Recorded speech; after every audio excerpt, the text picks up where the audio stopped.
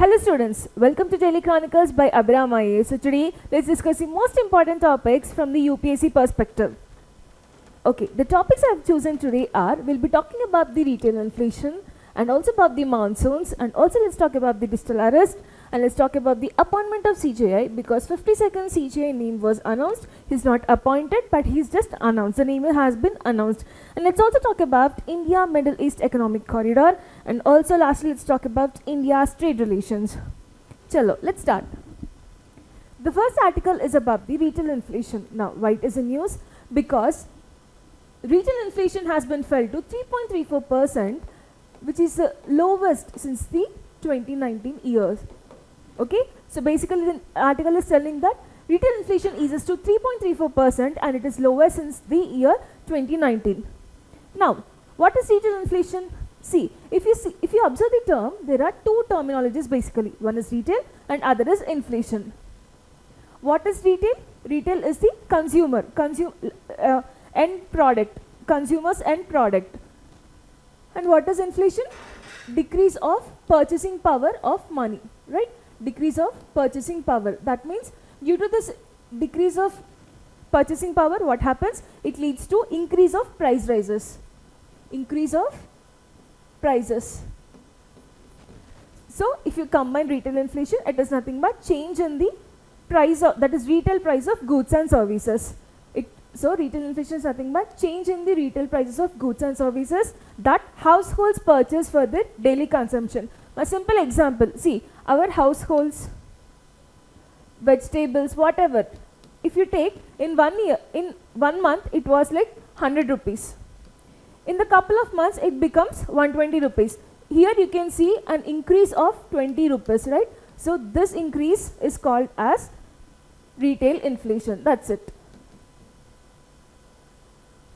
Now, this retail inflation is also called as CPI inflation, Consumer Price Index inflation.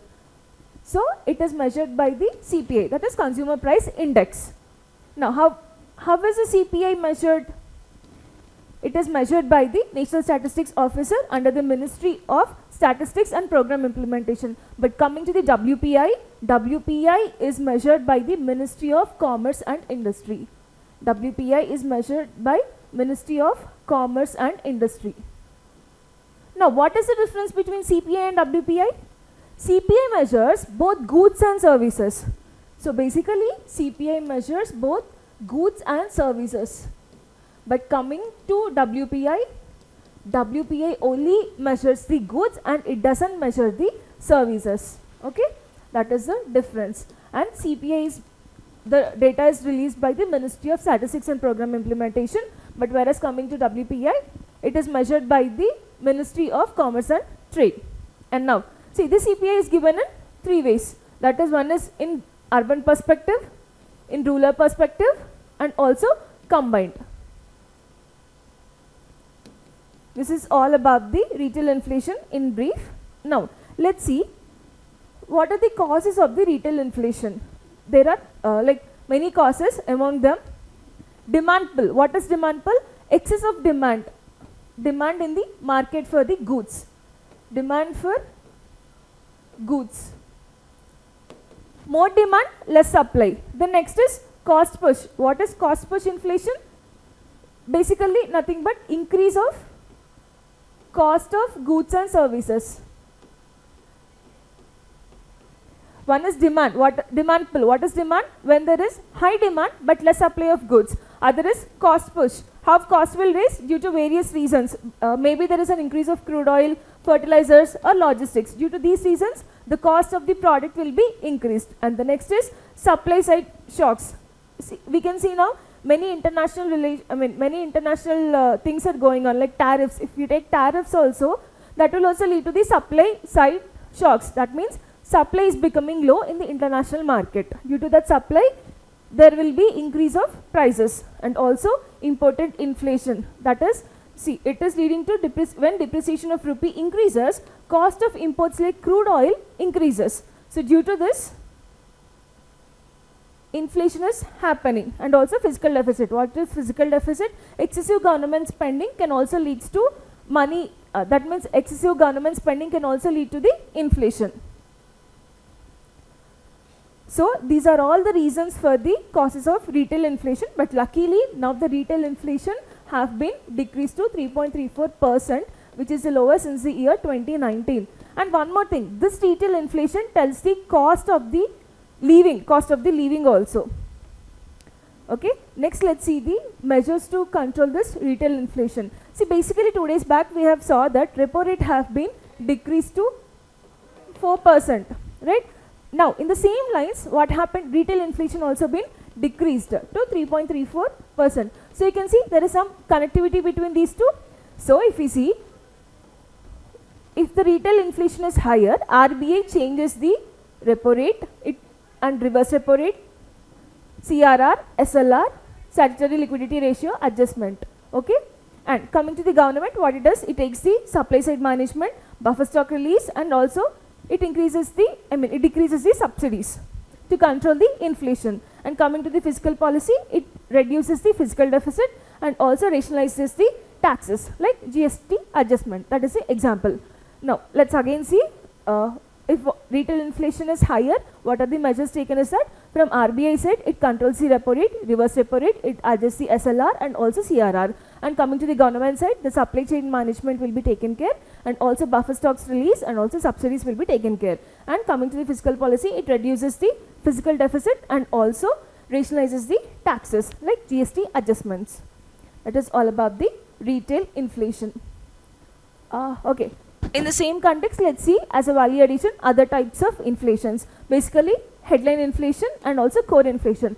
The only difference between headline and core inflation is, in headline inflation, if you see, there is food and energy prices included. Okay, food and energy is included, and this is volatile because you can see day to day food and energy prices will be increased or decreased. There is volatility between the prices. So that is why this headline inflation is volatile in nature, and that is why it is measured by wholesale price index. But coming to core inflation, there are no food and fuel, that is food and energy is not included, so it is more stable.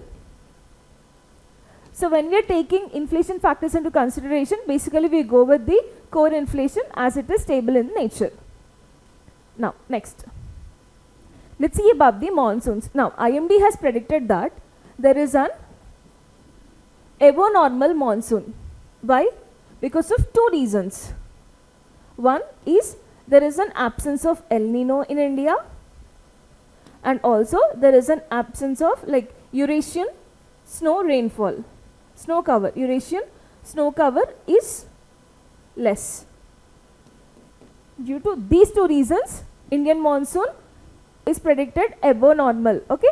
Now in this context, let's see further. So what are the things? First is El Nino and other is Eurasian snow cover, right?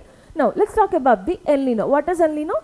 Warming of sea surface temperatures in the central equatorial parts of the Pacific Ocean. Okay, so El Nino is related something to the Pacific Ocean side. And now what is mechanism of El Nino? See, basically in the normal years, the trade winds, if we observe, they blow from, let me take a moment.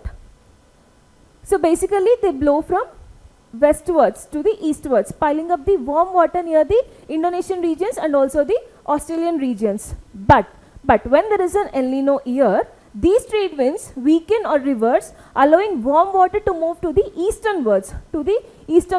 Now, if warm water is moving to the eastwards, what happens? Warmness is increasing.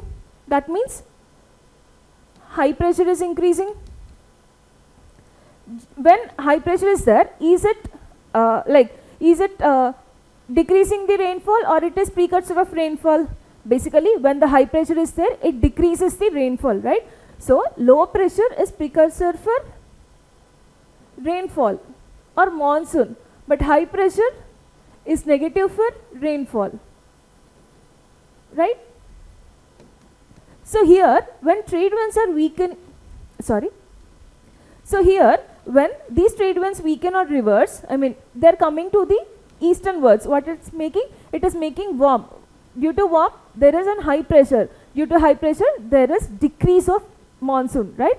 And also, so this leads to reducing upwell of nutrient-rich cold water of Peru affecting the marine life and also fisheries. Okay, so if warm water is there, what happens? There will be an increase of temperature. Temperature rise, what happens to the fishes? Fishes may die in the Peru region. And always remember, El Nino is negative to India and La Nina is positive to India. Okay, so now luckily we are not having El Nino this year. That is why monsoon is above normal. Okay, see if you see in normal years, the water, the hot winds will move towards the Australian side and cold winds will move to the Southern America side. But whereas coming to the El Nino years, you can see this weaker winds are moving towards the eastern part. Okay, so that is why there is warm temperature here, and this is leading to the less amount of rainfall. So that is the mechanism with El Nino. Now let's see how El Nino is affecting the Indian monsoon. Basically 3 types it is affecting. One is the trade wind disruption. Normally we saw the trade winds will move from east to west. So trade winds will move from east to west, helping to build up the warm water in the western side of the Pacific Ocean near the Southeast Asia. But during this La Nina year, what happens? These trade winds weaken or reverse, causing warm water to shift towards the eastwards. Okay, here now warm water accumulation or warm ocean current accumulation happens. And this warmness is decreasing the amount of rainfall in India. And also water circulation shift. Basically, water circulation is an east to west atmospheric circulation pattern. But when there is an El Nino year, it is rising the limb shifts. That is, in Indian Ocean side, it is like in Indian Ocean side, it is becoming warmer. Same concept. In Indian Ocean side, it is becoming warmer, and this is leading to the suppression of the cloud cover. And this is leading to the suppression of cloud cover basically. So when there is no cloud cover, what happens? There is no rainfall, right? So this El Nino is making the water circulation shift weaker, I mean in the reverse direction. Basically it moves from east to west, but whereas if El Nino is present, it is becoming like west to east or reversal. Then what is happening? It is suppressing the cloud cover. So due to that suppression of cloud cover, monsoon is less. And also weakening the monsoon trough. What is this? Basically for monsoon we need the low pressure, but when there is an El Nino, it is giving us high pressure system. Due to this high pressure system, what is happening? Lack of rainfall, no rainfall. So now what IMD is telling that there is no El Nino this year, that is why maybe there is an increased amount of rainfall. Now further, there is another reason also, that is Eurasian snow cover. Basically Eurasian snow cover is inversely proportional to the monsoon. Okay, when there is more snow cover, then there is weaker monsoons, but when there is low snow cover, there is high amount of monsoon for India. What is Eurasia here? It includes parts of Russia, Europe, and also parts of Central Asia. Okay, in these areas. Now what is snow cover basically? Simply the extension of snow and ice over the northern hemisphere, especially in the Eurasian region, that is Russia, Europe, and also parts of South Asia. Okay, now when there is a low snow cover, there will be high albedo, right? Due to this high albedo, there will be an increase of differential temperatures of land and water, right? Land and sea. So what is the basic principle of monsoon? Differential temperatures of land and sea, right? So when these are heating up, what happens? It leads to rainfall. Okay, so that is the concept here. When there is low snow cover, there will be high reflection back of heat. So due to this differential pressure and differential temperature, what is happening? Differential temperatures between land and sea, what is happening? Cloud formation will occur. Due to this cloud formation, rain occurs. Simple, right? That is the concept here. Basically, snow cover is inversely proportional to the monsoon. Less snow cover, high rainfall. High snow cover, less rainfall. Now, let's see the Eurasian snow cover story. What is it? Albedo effect first. When snow covered regions have high albedo, it will reflect the solar radiation, and heating of land surface happens in summer. Due to this, what happens? There will be an low pressure system created. Right? When there is heating of land surface and sea, what happens? Low pressure will be created. Difference of temperature occurs, right? Land, sea, what happens? Difference in temperature occurs and creates the low pressure. Due to this low pressure, it is precursor of monsoon. Second, delayed heating of land masses. What happens? So, cooling of Eurasian and Tibetan region delays the establishment of a strong thermal low pressure zone over the North India and Tibet during the pre-monsoon season. Okay. Next, what is happening? Weakened monsoon circulation. When there is huge amount of snow, there will be a weak of thermal gradient between the land and sea, and this leads to the reduced monsoon winds and convection. Further, it is making the monsoon trough weaken, and it doesn't make enough monsoon or rain. So, this is the effect of Eurasian snow cover. Basically, when Eurasian snow cover is more, albedo effect comes into the picture, delayed heating of land mass, and also weakening the monsoon circulation. Now, next let's talk about the digital arrest. Now, why it is in news? Because Operation Chakra 5, where CBI gets hold of 4 kingpins in digital arrest fraud. Now, in this context, let's talk about digital arrest. What is digital arrest? We all know, if when we call someone, we know the voice. What is that voice? It is making us conscious about the digital arrest. So, basically, what is digital arrest? Someone will call you and they will tell that it is from CBI or some other police departments, and they will make you fool by telling that you are under arrest because you have done something wrong digitally. So, first step is that impersonation, like fraudsters pose as the law enforcement officials. Second, they will tell you that you have done something wrong and you are victim for that, and they will tell that you are under arrest, like virtual arrest.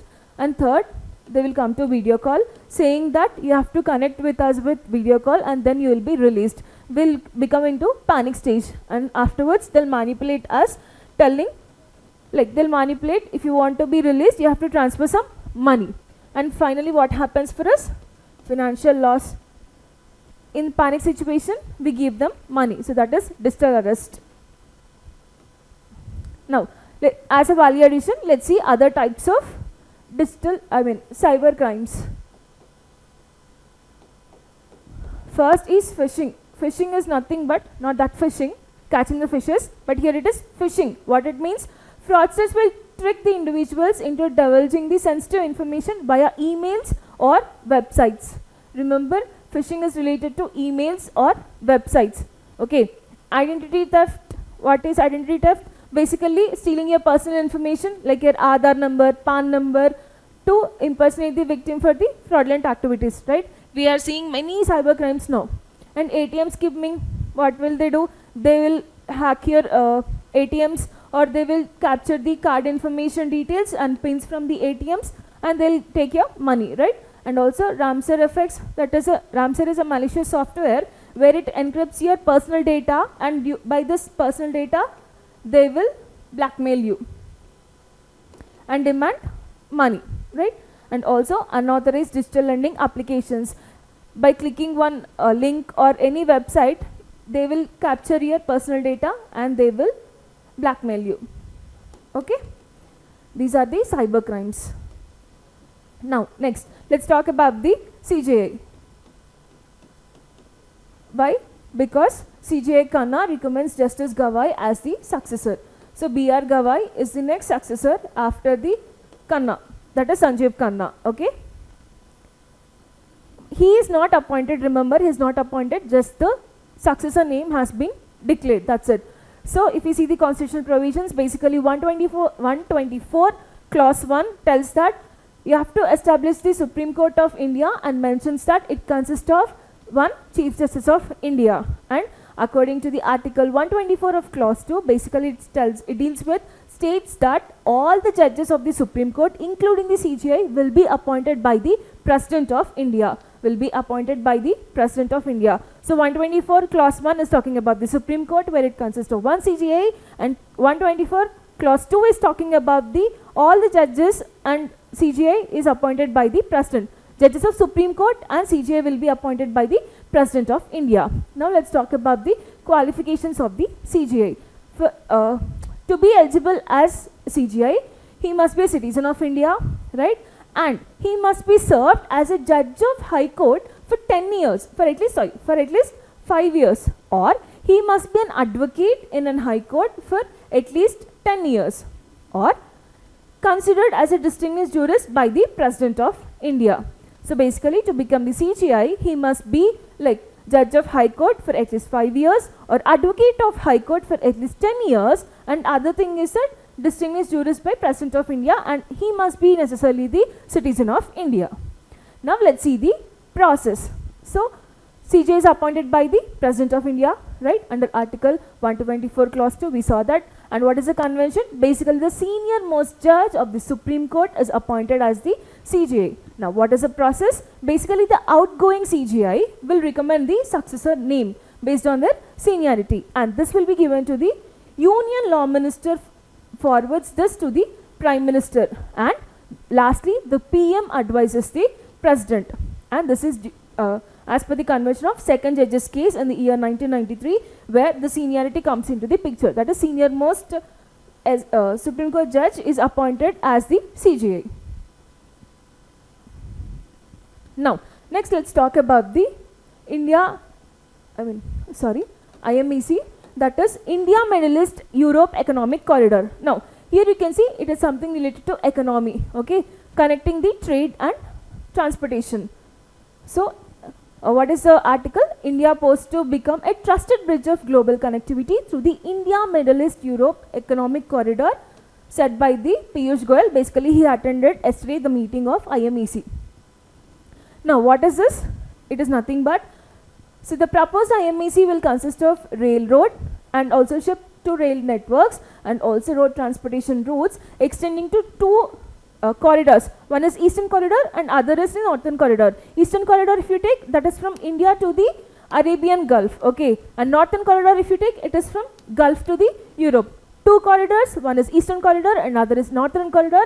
Eastern Corridor is from India to Arabian Gulf, and Northern Corridor is from Gulf countries to the Europe. Now what countries come to into the picture? Basically it is connecting India, US, Saudi Arabia, UAE, European Union, Italy, France and Germany. Okay, remember these: India, US, UAE, Saudi Arabia, European Union, Italy, France and also Germany.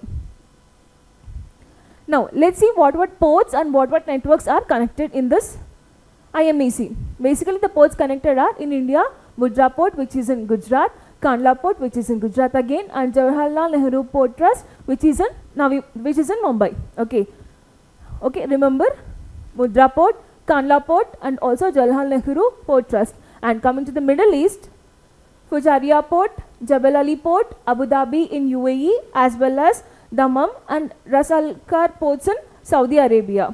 Okay, remember this, it may be asked. Now railway line will connect Fujairah Port in UAE to Haifa Port in Israel via the Saudi Arabia, that is Gufat and Harda and Jordan, okay, countries. See, these are the ports, and here it is railway network. It will connect the Fujairah Port, that is from UAE, to Haifa Port in Israel via the Saudi Arabia, and Israel is also connecting the Haifa Port, and in Europe, Piers Port in Greece, Messina in South Italy and also Marseille in France. At least try to remember where they are located. See the picture from Mumbai. It is connected to UAE, that is Jebel Ali in UAE, and also from this UAE it is connected to Al Ghawfit in UAE and also Harda in Saudi Arabia and also Al Hatia in Saudi Arabia and Riyadh in again Saudi Arabia, that is Middle East. That is why India Middle East European Economic Corridor, and this is all for facilitation of easy transportation of goods. to reduce the traffic and easy supply of goods. And from there it is connected to Israel, Haifa port, and also last it is connected to Piers, that is in Greece. Okay, remember this at least. From Mumbai, from India it is connected to UAE, Saudi Arabia and Israel, and last it is connected to the Greece. Now the next article is about the Mahavira. Now why he is in news? Because the tallest Jain idol was craved attention facing the threat from the quarrying. So basically in Telangana region we found the tallest Jain idol in Nangnuru village. So that is why this is in news, and this Nangnuru village is related to the Rashtrakutas. So it was prominent at the Rashtrakuta time. Okay. Now in this context let's talk about the Jainism. So who is the founder of Jainism? We all know Vardhamana Mahavira is founder of Jainism, and he is the 24th Tirthankara. Okay, born at Kundargrama near Vaishali. Okay, now what is the core principle of Jainism? Ahimsa, that is non-violence, truthfulness, non-stealing, non-possession and chastity. Okay, 5 core principles: non-violence, truthfulness, non-stealing, chastity and also non-possession. What are the main teachings of Jainism? Right faith, that is Samyak Darshana, 3 Ratnas. Okay, these are the 3 Ratnas or 3 jewels. 3 jewels. What are the 3 jewels? One is right faith, right knowledge and also right conduct. That is Samyak Darshana, Samyak Jnana and Samyak Charitra. What are the sects? 2 sects, Digambara sect and other is the Svetambara sect. You can see the names. Digambara completely nude, but Svetambara is covering with the white cloth. And Digambara sect believes that woman cannot attain liberation or moksha, but whereas Svetambara sect believes that woman can too attain the moksha, okay, or liberty. 2 major differences. One is Digambara, complete nudity. Svetambara, they will wear white clothes. Digambara believes woman cannot attain moksha or liberation, but whereas Digambara sects tells that the woman cannot attain liberation or moksha, but whereas Svetambara sect believes that woman too can attain the moksha or liberation. Now what are the famous Jain sites? That is Shravanabelagala in Karnataka. You can see the long statue of Gomateshwara, and Dilwara temple in Mount Abu, and Paltina temples in Gujarat, Udaygiri and Kandagiri caves in Odisha. Remember, Udaygiri and Kandagiri caves are associated with the Jainism. Now let's see the important sites of Jainism in Telangana. So Kolanupaka Jain temple, which is in Yadadri Bhuvangiri district, this is important, and also Avanpalli Jain site in Mahabubnagar district, and Bommalagutta in Karimnagar district, and Hanmakonda Jain site in Warangal, and Vemlavada, that is Rajana Sirsila district. Okay, these are the main sites related to Jainism in Telangana. What is it? Kolanupaka in Yadadri Bhuvangiri, Avanpalli site in Mahabubnagar district, Bommalagutta in Karimnagar, Hanmakonda Jain site in Warangal, and Vemlavada in Rajana Sirsila district. Okay. Now lastly let's talk about the India trade relations. Basically there was an report given yesterday, that is US remains India's largest trading partner for the 4th consecutive year. Okay, so US remains the India's largest trading partner for the 4th consecutive year. This data was released yesterday. Okay, so now what is the report telling? As we saw, US remained India's largest trading partner for the 4th consecutive year, and the other thing is India's US trade grew significantly with a surplus of $41.18 million. Okay, $4.18 billion, and historically China was top trading partner from 2013 to 2014 to 2017 to 2018, and also in the year 2020 and 2021. Okay, before China, UAE also held the top spot. And further the article is telling that China-India trade deficit widened by 17%, reducing $99.2 billion. Okay, so now China is the 2nd largest trading partner, followed by the UAE. So first is US, second is China, and third is UAE.